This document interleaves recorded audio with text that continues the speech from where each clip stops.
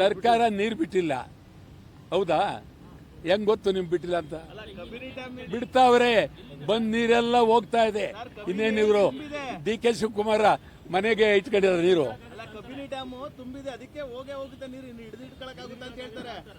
ನೋಡ್ರಿ, ಇದು ಒಂದೇನಾಗಿದೆ ಇವ್ರು ಮಾತಾಡೋದು ಅಂದ್ರೆ,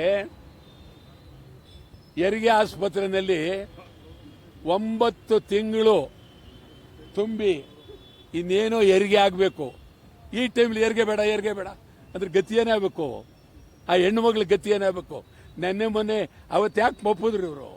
ಕಾರಣ ಏನು? ಹೆರಿಗೆ ಆಸ್ಪತ್ರೆಯಲ್ಲಿ 9 ತಿಂಗಳು ತುಂಬಿದೆ, ಅವ್ರ ಯಜಮಾನರು ಸೇರಿಸಿದ್ದಾರೆ. ಇನ್ನು 5 ನಿಮಿಷಕ್ಕೆ ಹೆರಿಗೆ ಬೇಡ ಅಂದ್ರೆ ಅದೇನು? ಅದಕ್ಕೇನು ಬೆಲೆ ಬೇಡವಾ?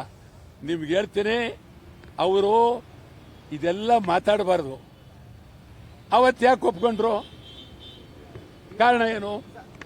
ರಾಜಕಾರಣದಲ್ಲಿ ಅಡ್ಜಸ್ಟ್ಮೆಂಟ್ ಅಂತ ಇದ್ವಿ, ಇನ್ನೂ ಅಡ್ಜಸ್ಟ್ಮೆಂಟ್ ಆಗಬೇಕಾ ಅಂತ ನಾನು ಅದು ಹೇಳಕ್ ಹೋಗಲ್ಲ. ಯಾವ ಅಡ್ಜಸ್ಟ್ಮೆಂಟ್ ವಿಚಾರ ನಾನು ಹೇಳಲ್ಲ. ನಾನಂತೂ